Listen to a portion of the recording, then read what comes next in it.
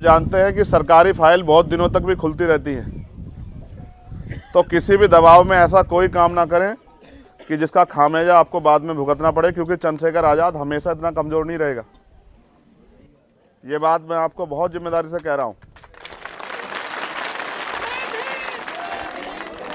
मैं हल्ला मचाने में भरोसा नहीं रखता हूँ, मैंने बहुत दिन हल्ला मचा लिया। मैं बहुत जिम्मेदारी से कह रहा हूँ, वक्त बदलेगा। आज जो लोग कमज़ोर हैं वो कल ताकतवर भी होंगे। ये वक्त का पहिया है, चलता रहता है, कभी कोई नीचे कभी कोई ऊपर। मैं बहुत जिम्मेदारी से कह रहा हूँ और आप जिनको मैं कह रहा हूँ वो सुन रहे हैं। आप ये याद रखना, जिस दिन फाइल मेरे सामने आएगी फिर उस दिन आपको भगवान भी नहीं बचा पाएगा। ये बात आप याद रखना मुझसे। लड़ी जाएगी औरैया में, लड़ाई मजबूती से लड़ी जाएगी कि सबको याद रहे। आप मदद करोगे इस लड़ाई में? 1 लाख लोग औरैया जिला मुख्यालय पे इकट्ठे होंगे। कितने लोग? 1 में 1.25 हो जाएंगे, 1.5 हो जाएंगे, लेकिन 1 में 1 लाख से 1 कब नहीं होगा। मेरा वचन है। कहूंगा कि वो अकेला ना समझे, ऐसे हाथ उठा के इसकी मदद करके दिखाओ कि तुम इसके साथ हो। जय भीम दोस्तों, कैसे हो? आई होप सब ठीक होंगे, बढ़िया होंगे। तो दोस्तों आप सभी को मैं बता दूं कि आज चंद्रशेखर रावण उत्तर प्रदेश के औरैया ज़िले में लगभग 1 लाख से ज़्यादा लोग इकट्ठा हुए और चंद्रशेखर ने एक बच्चों को न्याय दिलाने के लिए उसके घर गए। लोगों ने उनका आदर किया और चंद्रशेखर ने बताया कि इस बच्चे के पिता की हत्या कर दिया गया है, मैं इसे सहन नहीं करूँगा। गौरव के पिता की हत्या का बदला ज़रूर लेंगे, उसे जेल भेज के रहेंगे हत्यारे को।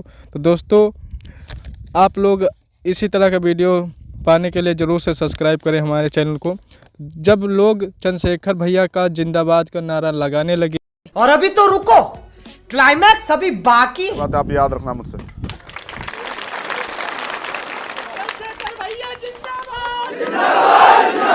ये धोखा देना है, ये धोखा देना है। मैं जिंदाबाद सुनने नहीं आया यहाँ। ये धोखा देना है, ये सरासर धोखा देना है। अपने नेता को भी, अपने भाई को भी, सबको धोखा देना है। मैंने उनसे वो बात रखी, लेकिन मैं आपसे भी ये बात रख रहा हूं। अपनी जिम्मेदारियों का निर्वहन करो। एक दिन के लिए किसी के साथी मत बनो, उसके साथ खड़े हो जाओ और बाकी लोगों के मरने की इंतजार मत करो। बिल्कुल मत करो मरने की इंतजार। आदमी एक बार पैदा होता है, एक बार मरता है। किसी के मरने के इंतजार मत करो। मैं हाथ जोड़ के सबसे कहूंगा, वो किसी भी तरह की कानून व्यवस्था को अपने हाथ में ना लें, और आज नहीं कभी भी ना लें। दोस्तों पुलिस प्रशासन को चेतावनी देते हुए चंद्रशेखर ने बताया कि आप लोग सरकार के बहकावे में मत आइए, क्योंकि सरकार बदल सकती है और सरकार के बहकावे में आप अगर आएंगे तो आपकी जो ये वर्दी है ये कभी माफ़ नहीं करेगी। दोस्तों मैं आप सभी को बता दूं कि एक खामोशी सिर्फ इस सरकार में ही हो रही है। हत्या हो जाती है और पुलिस प्रशासन खामोश रहती है। तो दोस्तों आप लोग वीडियो में देख सकते हैं, एक आदमी कम से कम 50 आदमी को लेकर आएगा उस दिन जिला मुख्यालय पे। आओगे नहीं आओगे बताओ? क्या तो सरकार यहाँ के प्रशासन के जरिए हमारी बात माने। हम इंसान हैं। आप बताओ, इसके पिताजी नहीं रहे, इसकी जिम्मेदारी कौन लेगा? हम तो ले लेंगे, लेकिन जिन्होंने ये किया है, ठीक है वो एक पहलू है कि वो घटना हो गई, लेकिन सरकार की क्या जिम्मेदारी है? सरकार टैक्स तो सबसे लेती है ना। जब वो करोड़ों रुपए पूंजीपतियों के माफ करती है, अधिकार बहुत सारे पैसे जो है धन्ना सेठों के माफ करती है, इस परिवार के लिए क्या मुआवजा तय किया उन्होंने? क्या अधिकारियों ने भेजा? अभी मैं सब पूछूंगा। नहीं, उनके हमारे टैक्स का पैसा हम तय करें कहाँ लगेगा, समझ रहे हो?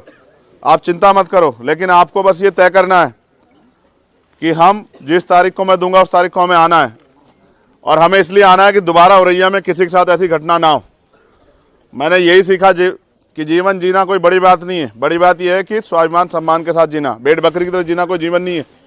और ये भी सुन लो मुझसे, आदमी भूखा रह सकता है लेकिन अपमानित होकर नहीं रह सकता। ये अपमान है। हम संविधान हाथ में लेते, हम किसी बहन बेटी का, किसी का भी अपमान नहीं करते, किसी का चाहते भी नहीं है। भूल से भी हो जाएगा, हम उसके लिए भी माफ़ी चाहते हैं। लेकिन अगर कोई हमें भेड़ बकरी समझेगा, ये भी तो इस देश में नहीं चलना चाहिए। 70 साल से ज़्यादा हो गया ना। नाम गुलाम है, नाम गुलामी की तरह जिएंगे। हमारे कत्ल करने वाले हर व्यक्ति की बात समझनी पड़ेगी कि हम इंसान हैं, हम जानवर नहीं हैं, और हम अपनी लड़ाई लड़ना जानते हैं।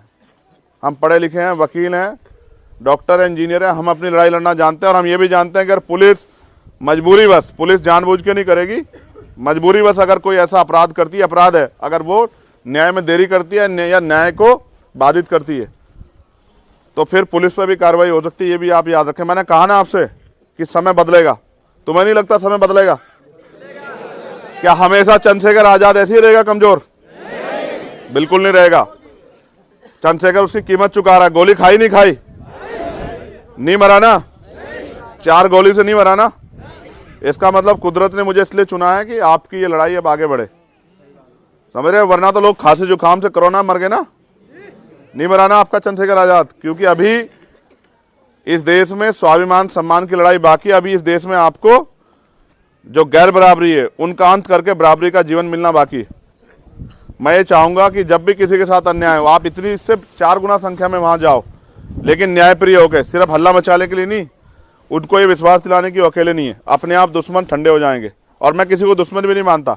मैं समझता हूँ ये एक सोच है जिनको ये लगता है कि अगर इनको कुछ कहोगे तो कुछ होगा नहीं। लेकिन अब नहीं चलेगा ना। ये गुलाम भारत थोड़ा ही है। यहाँ सबके लिए दंड है और ये कानून व्यवस्था में उस दंड का प्रावधान है और उस दंड के प्रावधान से गुजरना पड़ेगा। मैं आपको वचन देता हूँ कि जिसने हत्या की है और उसके सभी साथियों को सजा मिलेगी। आप चिंता मत करो। चाहे इसकी जांच कराने के लिए सीबीआई जांच की मांग क्यों ना करना पड़े और सीबीआई जांच के लिए हमें इस देश में बंद क्यों ना बुलाना पड़े, कुछ भी करना पड़े, हम दूसरी घटना का इंतजार नहीं करेंगे। इसी घटना को इतनी मजबूत लड़ेंगे कि सरकार को पता लगे कि हम लड़ रहे हैं। समझ रहे हो? चाहे हमें भारत बंद बुलाना पड़े, सीबीआई जांच की मांग करनी पड़े, न्यायिक जांच की मांग करनी पड़े, या कुछ भी, चाहे हमें यहाँ के सीओ जो हैं, जो इसकी जांच कर रहे हैं, उनको बदलना पड़े। जो सीओ साहब ये कहते हैं कि हमारे यहाँ तुम्हारे 3 मर्डर हैं, तो हमारे यहाँ तो 7 हुए। अच्छी बात है, आपके यहाँ 7 मर्डर हुए, मुझे दुख है, लेकिन आप क्या चाहते हो यहाँ भी 7 मर्डर हो? नहीं, बदले नहीं, वो छुट्टी गए हैं, वो भी आ जाएंगे। कहाँ जाएंगे? और उनको नौकरी करनी है ना उत्तर प्रदेश में। चंद्रशेखर आजाद से उनकी मुलाकात होती रहेगी। मैं कह रहा हूँ ना, आप लोगों से बार बार समझा रहा हूँ, इसलिए आपसे कह रहा हूँ शांति से बैठे रहो। मैं एक बार इनसे पूछ लूँ इन्होंने कार्रवाई क्या की है, इन्होंने आगे जो इनका अधिकार बैठता है उसमें क्या किया। दोस्तों अगर वीडियो अच्छा लगे तो please subscribe my channel and support me. तो दोस्तों अगर आप लोग इसी तरह सपोर्ट करते रहेंगे तो ऐसे ही वीडियो आपके बीच लाता रहूँगा। तो दोस्तों प्लीज़ मेरे चैनल को सब्सक्राइब जरूर कर लें। जय भीम, नमो बुद्धाय। मिलते हैं नेक्स्ट वीडियो में।